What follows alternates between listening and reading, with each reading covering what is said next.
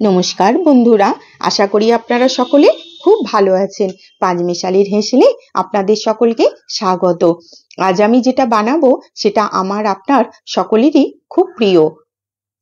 ঠান্ডার সময় প্রত্যেকেরই তো ইচ্ছা হয় কিছু মুখরোচক জিনিস খাওয়ার জন্য, তো আজ আমি এটা বানালাম, তার জন্য আপনাদের সঙ্গে শেয়ার করলাম। ভালো লাগলে একটি লাইক করে দেবেন, কমেন্ট করে জানাবেন কেমন লাগলো। আর আমার চ্যানেল পাঁচমেশালির হেসেলকে প্লিজ সাবস্ক্রাইব করবেন আগামী দিনে আরো রান্নার রেসিপি আমার চ্যানেলে দেখার জন্য। আমি এখানে সেদ্ধ 4টে আলু নিয়েছি, এভাবে করে খোসা ছাড়িয়ে নিলাম। এবার একটা বাটিতে আমি এখানে নিয়েছি একটু তেঁতুল, আর সাথে দেব একটু গুড়। এই গুড় আর তেঁতুলটাকে আমি একটু গরম জল দিয়ে কিছুক্ষণ মতো ভিজিয়ে রাখবো। ঠান্ডার সময় গরম জলটা দিলে তাড়াতাড়ি গলে যাবে। এখানে আমি নিয়েছি কিছুটা ধনেপাতা আর পুদিনা পাতা, ভালো করে ধুয়ে নিয়ে এভাবে করে আমি ছোট করে কেটে নিলাম। ভালো করে এভাবে কেটে নিয়েছি ধনেপাতা আর পুদিনা পাতাটাকে। এবার একটা মিক্সিং জারের মধ্যে এই কুচনো ধনেপাতা আর পুদিনা পাতাটা দিলাম, আর সাথে দিচ্ছি 2টো কাঁচা লঙ্কা। ভালো করে মিহি করে পিষে নেব। এখানে একটা থালার মধ্যে আমি প্রথমে দেব 1 বাটি মতো ময়দা।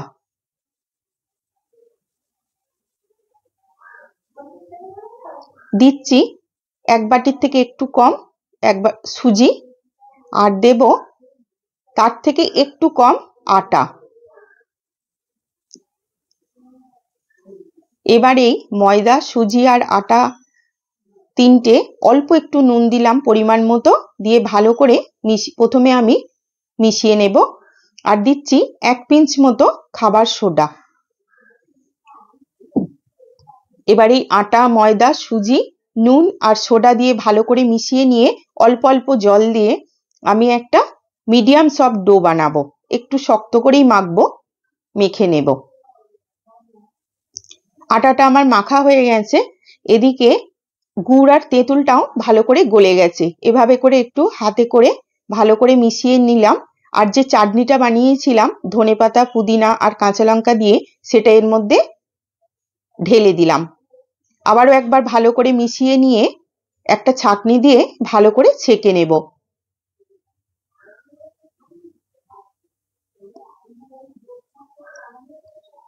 এই যে ভালো করে আমি ছেঁকে নিয়েছি। এবার এর মধ্যে আমি দিচ্ছি একটু চাট মশলা।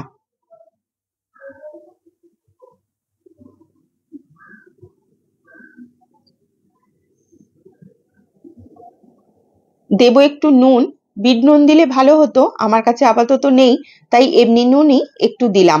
ভালো করে এভাবে করে মিশিয়ে দিলাম।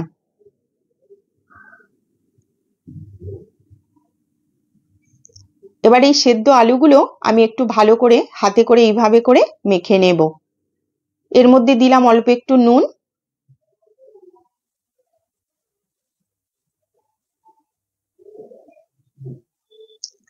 দুটো কাঁচা লঙ্কা এইভাবে করে কুচি করে দিয়ে দিচ্ছি। এর মধ্যে দিচ্ছি 1 চামচ মতো ভাজা মশলা।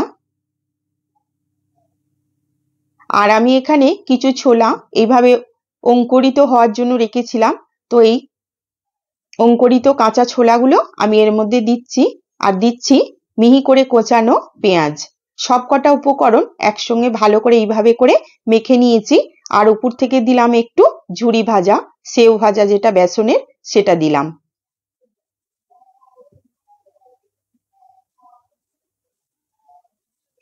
এবার এই আটাটা ভালো করে সেট হয়ে গেছে। এটা থেকে আমি ছোট ছোট গুটি বানিয়ে নেব, এক একটা রুটির সাইজের।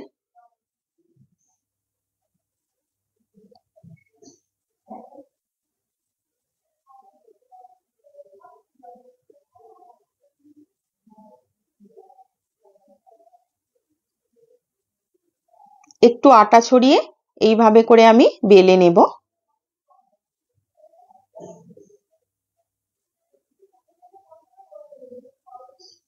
এইভাবে করে আমি পাতলা করে বেলে নিয়েছি। এবার এই ধরনের একটা ছোট কোটো ছিল আমার কাছে, তো সেটা দিয়ে এইভাবে করে আমি ছোট ছোট করে কেটে নেব গোল গোল করে।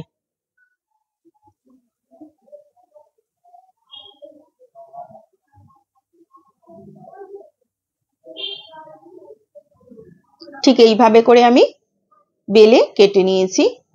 দেখুন সব কটা আমার হয়ে গেছে। এখানে তেলও গরম হয়ে গেছে। তেলটা প্রথমে একটু ভালো করে গরম করে নিয়ে তারপর একটু কমিয়ে দিতে হবে।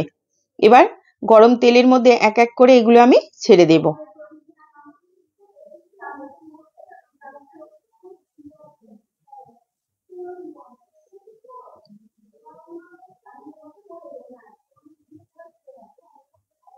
দেখুন প্রতিটা কত সুন্দর হয়ে ফুলছে, সব কটা কিন্তু খুব সুন্দরভাবে ফুলেছে।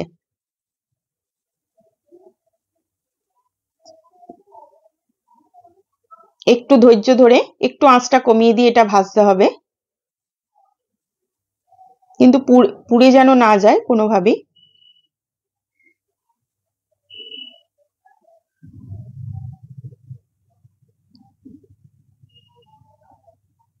এই যে আমার সব কটা এইভাবে ভাজা হয়ে গেছে, আমি তুলে নেব।